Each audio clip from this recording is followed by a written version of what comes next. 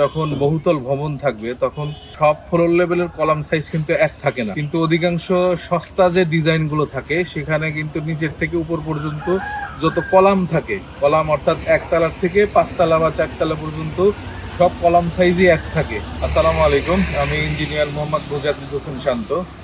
আসলে এখানে আসছি একটা অনেক গুরুত্বপূর্ণ বিষয় সমাধানের জন্য। সেটা হচ্ছে আমাদের যখন বহুতল ভবন থাকবে তখন সব স্তরের অর্থাৎ সব ফ্লোর লেভেলের কলাম সাইজ কিন্তু এক থাকে না, কিন্তু অধিকাংশ সস্তা যে ডিজাইনগুলো থাকে সেখানে কিন্তু নিচের থেকে উপর পর্যন্ত যত কলাম থাকে, কলাম অর্থাৎ একতলার থেকে পাঁচতলা বা চারতলা পর্যন্ত সব কলাম সাইজই এক থাকে।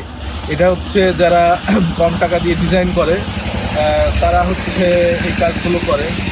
তো আসলে এর জন্য অনেক খরচ বেড়ে যায়, কিন্তু এটা করা উচিত না, কারণ উপরের লোড এবং নিচের লোড অবশ্যই এক না। আমাদের এই জন্য বিশেষ করে ডিজাইন করার জন্য অবশ্যই যারা খুব সস্তা এবং বিনামূল্যে ডিজাইন করার জন্য খুঁজেন এই জিনিসটা অবশ্যই অ্যাভয়েড করবেন।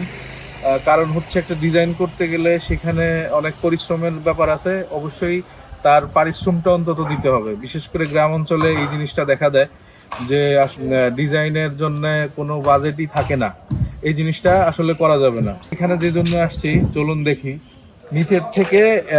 নিচের থেকে উপর পর্যন্ত যে কলামটা উঠছে আমাদের এইখানে উপর তলায় যে কলামটা কমে যাবে, এখানে 2 ইঞ্চি কমে যাবে। তো আমাদের এইখানে যে কলামটা এইভাবে এখানে হয়ে এইভাবে আস্তে আস্তে কমে গেছে, কিন্তু এটা এইভাবে কমানো যাবে না। এটা হচ্ছে যে কোনো এক সাইড থেকে রিডিউস করতে হবে, অর্থাৎ আমাদের এই লেভেলটা উঠে এইটা যে কোনো একটা রড এই দুইটা রড আপনি বাঁকা হবে, বাঁকা হয়ে এইভাবে উঠে যাবে। এটা হচ্ছে এইভাবে নিয়ম। এটা বিমের ভিতরে যাবে, এটা বিমের ভিতরে, এইটা এইখানে না। অর্থাৎ 7 ফিটের পরে যে বিমের ভিতরে যে অর্থাৎ ল্যাপিংয়ের যে এরিয়াটা, ল্যাপিংয়ের লেন্থ আমরা যেরকম মাপি ওই অনুযায়ী ওই রকম মেজারমেন্ট করে আমাদেরকে এইখানে ওইটা ঢুকাই দিতে হবে। এবং বিম পার হওয়ার পরে যখন আমরা ফ্লোর লেভেল পাবো তখন আমরা নতুন কলামের সাইজটা আমরা পেয়ে যাব। তো আসলে এটা বাধা ভুল হয়েছে, আমাদের মিস্ত্রিটা বুঝতে পারে নাই। এখানে এখন উনি খুলবে, অবশ্যই উনি আন্তরিক, ওনাকে বলার পরে উনি কাজটা এখানে কারেকশন করার জন্য বলছে।